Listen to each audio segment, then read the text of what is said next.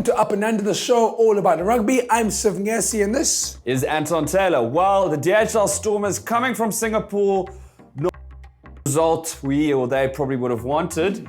But to give it to the Sunwolves, those guys were relentless. They really put in a lot of heart. And I think it was maybe a bit of a wake-up call for us. And it could help us going forward because I think it really made us put some thought into our game. That Sunwolves scrum half, Huasa, who scored the try in the corner, is a very nippy little guy and he never gives up. But one thing, we were very, very lucky that they disallowed that try. Great call by the refs and the TMO, but we could have been in deeper danger. But the DHL Stormers became relentless themselves, phase after phase after phase, pushing, not to lose, and they ended up scoring with Vincent Koch right over there. And then it must be said, Brandon Thompson, huge pressure on the youngster. The stadium was booing, slotted it through the middle. I mean, well done to that young man. Definitely. Up next, let's take a look at the top tries. Sopawaga to Naholo. They could have passed the ball. They could have crumbled it. But no! GPS coordinates.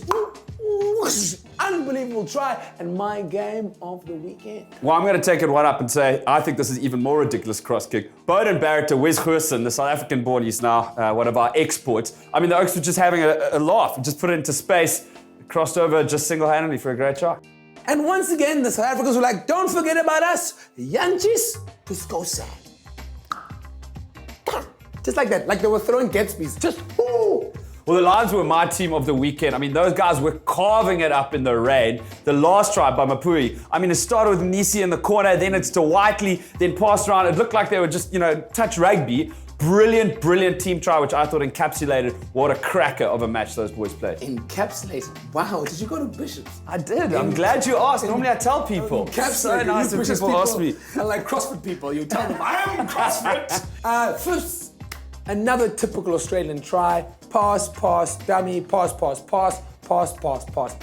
Very typical Australian try, but it was awesome to watch. We're ending off my choice. We had a Crusaders try. It's like the team of old that we all used to watch. We had the great offload from Reed.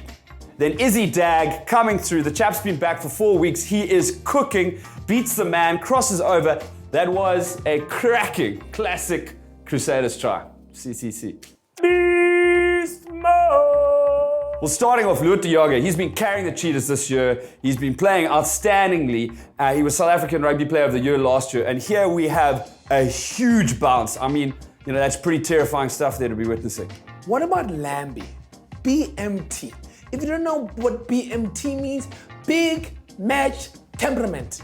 Just to win that game, that pressure. Do you know pressure? Do you know that diamonds are built under pressure? I've heard that, yes. And then Horwitz for the Waratahs. Jan Serfontein had been cutting the line throughout the match. He was coming out strong. Horwitz goes and smashes him back and says, look, if you want to run at us, this is what's going to happen. Okay, Fads. Did you watch the game? Yep. Fads scored 2 tries. 2 tries, and let's be honest, breaking through a Crusaders line is very difficult.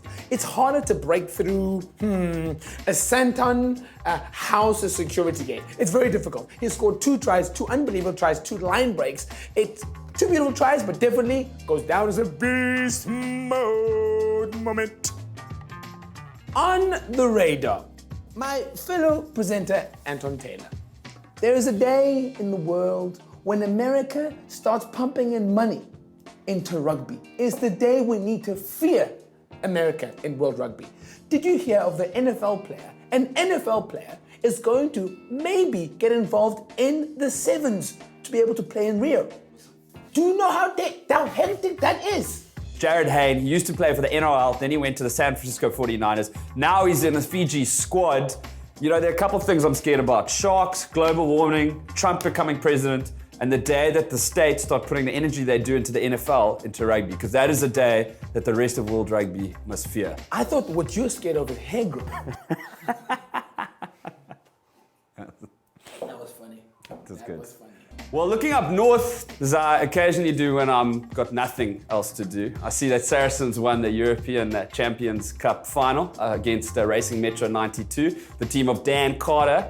that was quite a good accent, losing to the South African team that goes by the name of Saracens. Definitely, Saracens definitely needs to be tested for drugs in the form of South African natives, for biltong and pap. And then afterwards, they had celebrations where they were singing, I don't know, like a soccer song or something.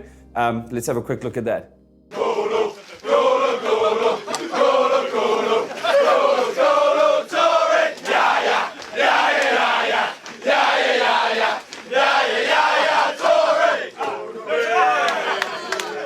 Well, thank you for watching another episode of Up and Under. It's been a pleasure. Please reach out to us, share, like, comment, and tweet us. We would love to hear from you. I'm Anton Taylor. Till next time. And I'm Sylvan Garcia. And remember, the only game that is played in heaven is rugby.